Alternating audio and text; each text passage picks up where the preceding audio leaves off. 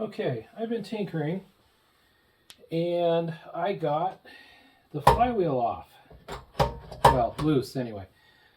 So what I did, I never did find my puller, but I don't think it would have fit anyway.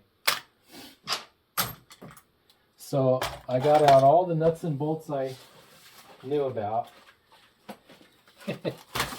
And I was thinking what would be stiff enough to build my own puller real quick. And I was looking outside in the junk pile and I found an old rusty lawnmower blade. So unfortunately the screws I found were way too long, so but I had tons and tons of these old square nuts that don't fit anything.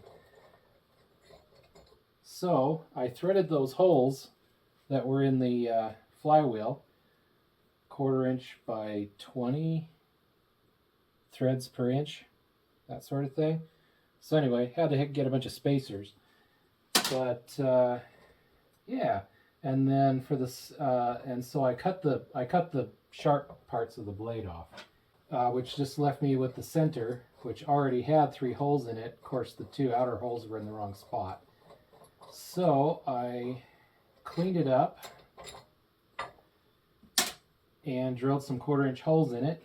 And then I found like the one bolt that I have in my entire basement that has a nut that actually fits it. I would have liked a longer one, but what I did is I put it in the bottom. Oops.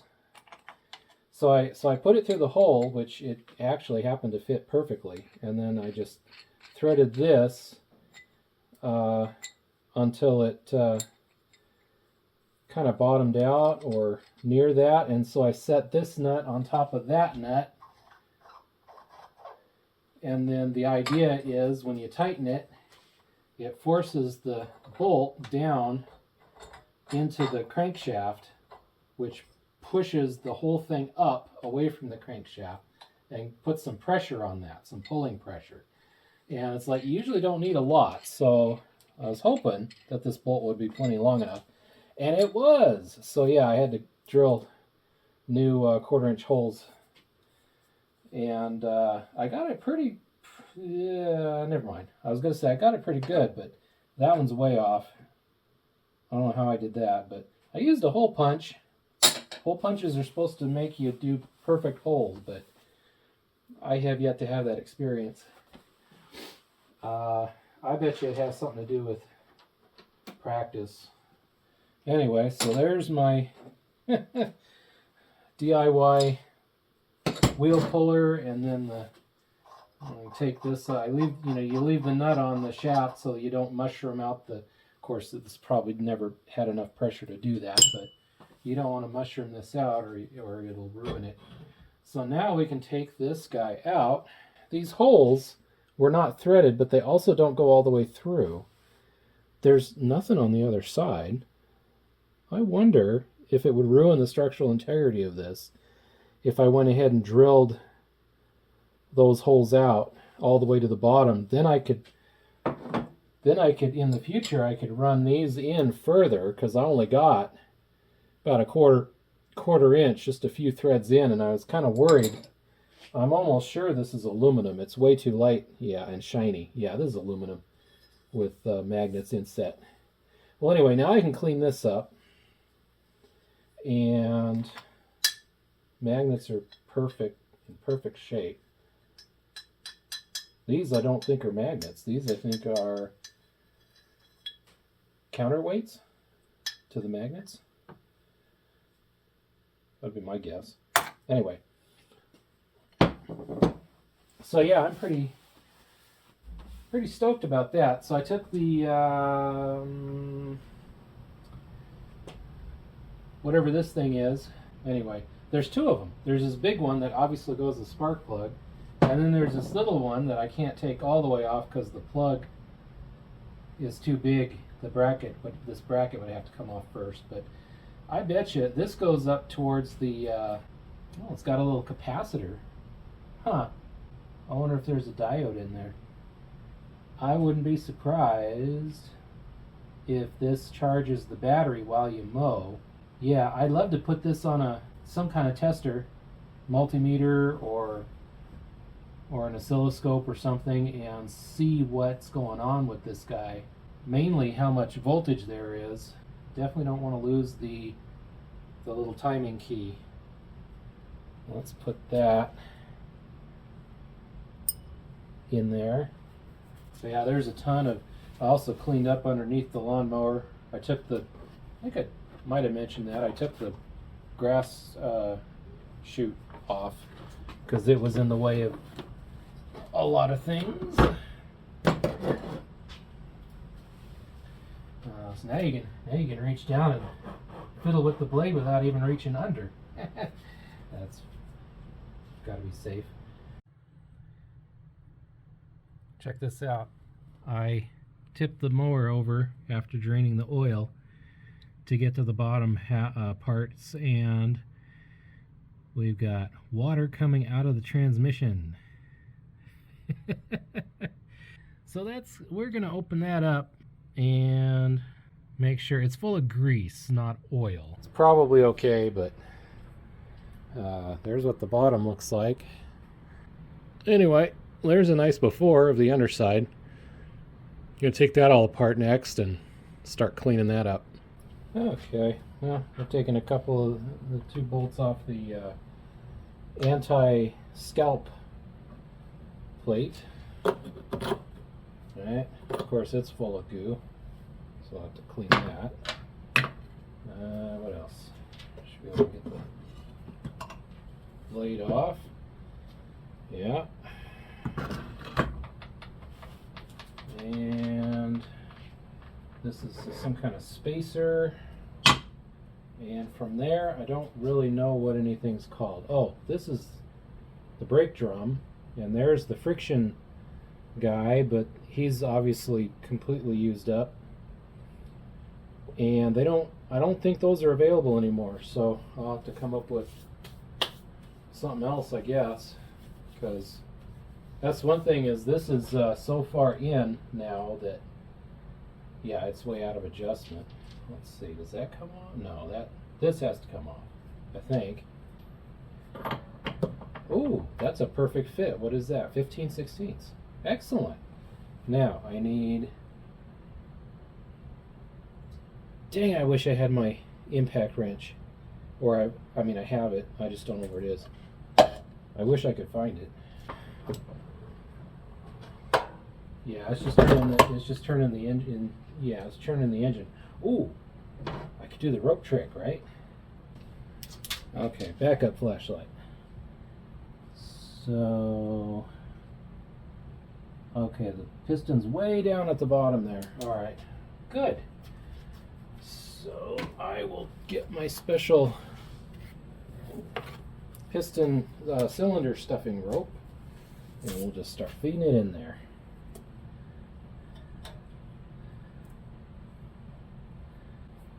It's a lot of rope. Hey, I just found my flashlight. It's over here. Now I got both flashlights on this workbench. So when I go to the other workbench, I won't have any. Alright. Let's try that.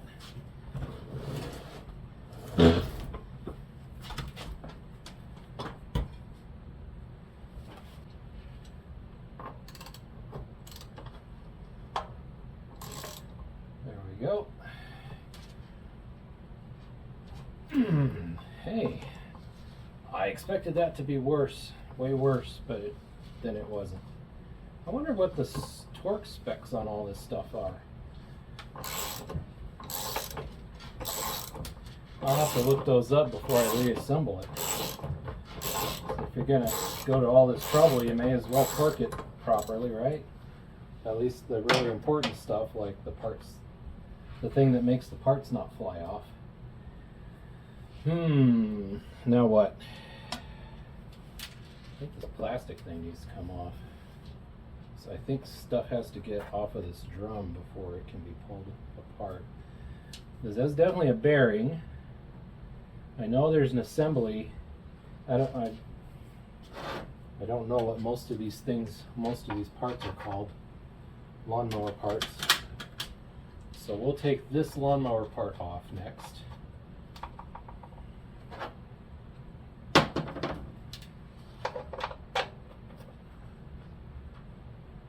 Oh, this is another one that's gone into the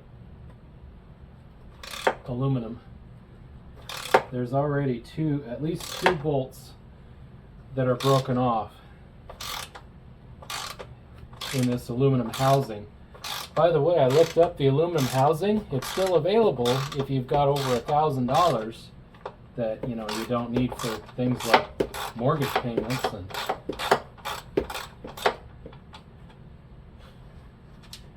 the like. Uh-oh. That one's missing altogether.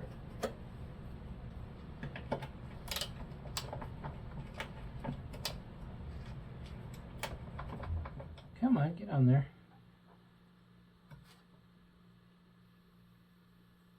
Oh boy.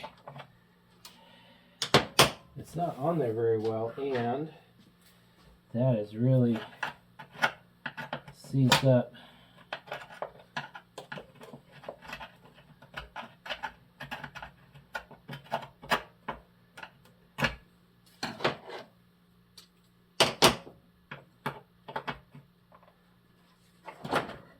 Give it a little persuasion.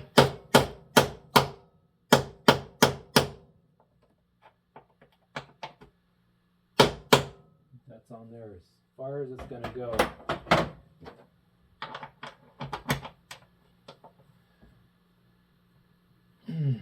Wow.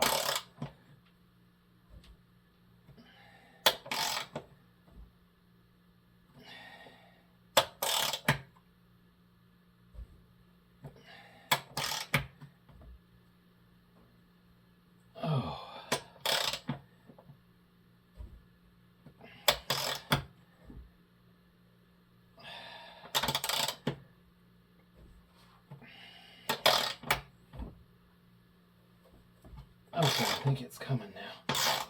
There we go. Yay! Find out what happened to that one. Did it fall out or did it break? I don't know.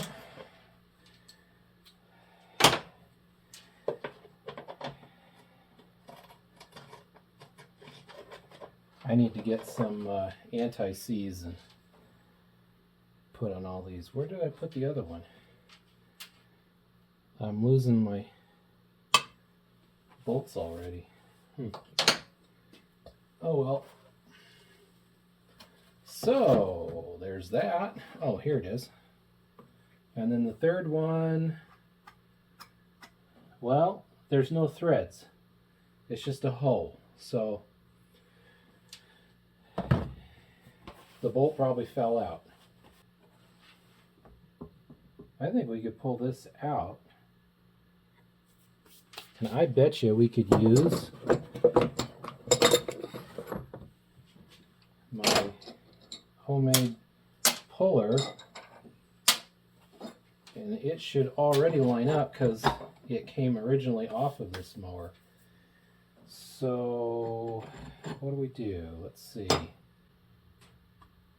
That's going to be too small too, right? No, actually, that thread's on there. Do I have one more that looks just like it?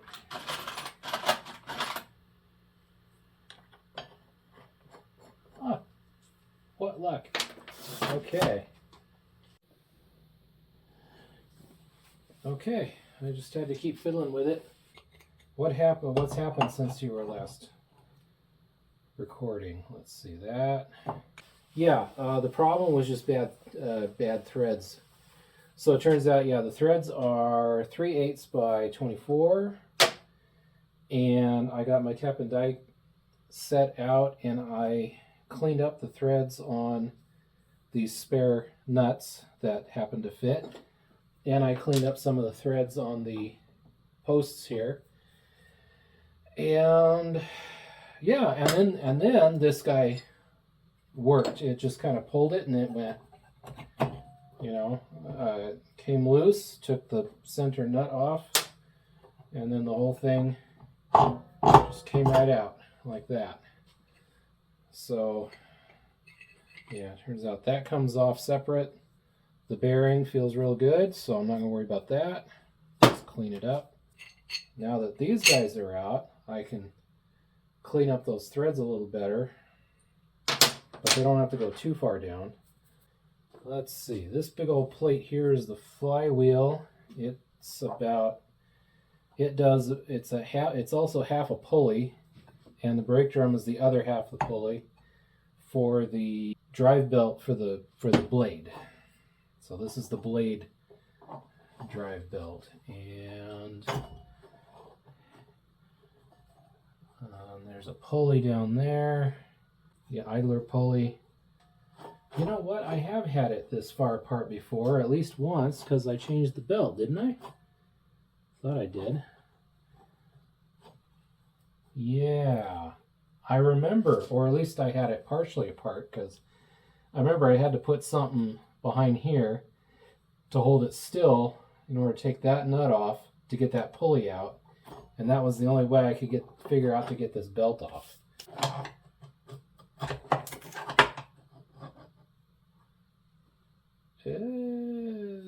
That's pretty iffy. Okay, assuming the other side is the same size, well, it's going to be a 1/2 inch. Yeah, 1/2 inch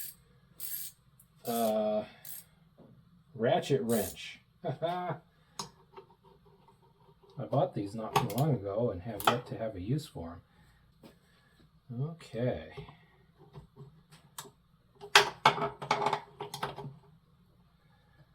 I knew it would do that. Okay, that's all right. Ow. Worth it.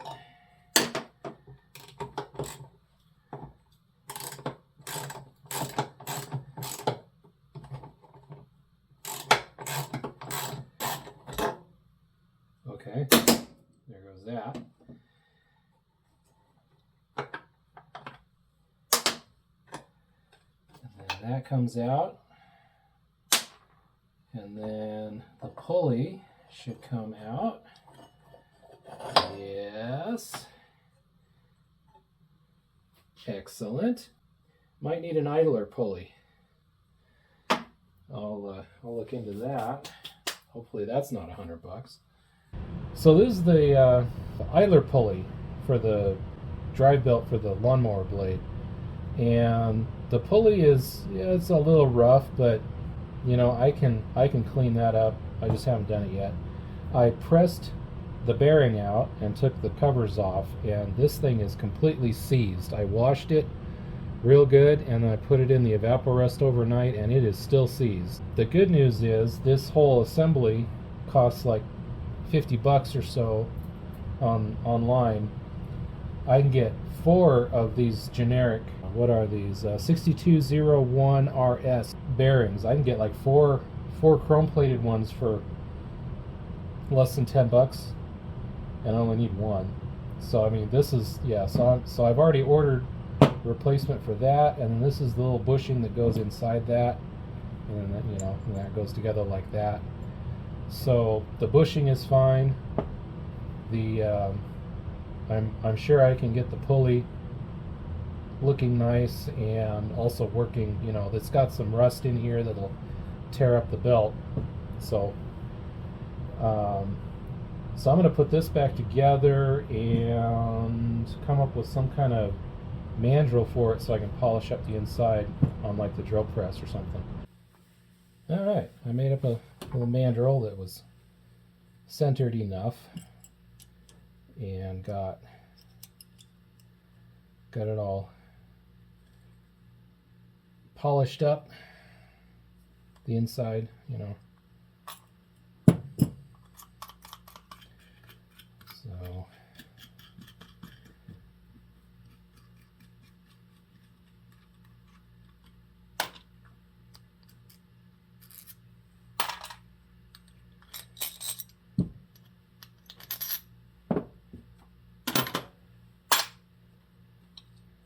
turns out I found this huge fender washer, and the bushing fits perfect in there. The bolt I found didn't fit quite perfect in there, but it was close enough. Anyway, so still need to clean up the outside, but this kind of, you can almost get that old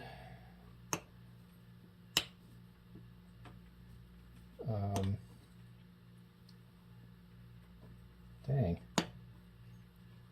Ow, there we go. So there's the old bearing, but yeah. So the inside is a little pitting, but that won't hurt the belt. What'll hurt the belt is the stuff that sticks out. So that's nice and smooth, and then I'll get the rest of this cleaned up, and that can be painted, and then it'll be ready for the new bearing to go in, and it'll be all set. So I'll leave you with a blow-up diagram of this lawnmower that I got from partstree.com.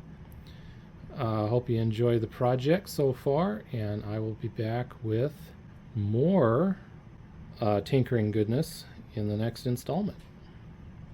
Thank you for watching.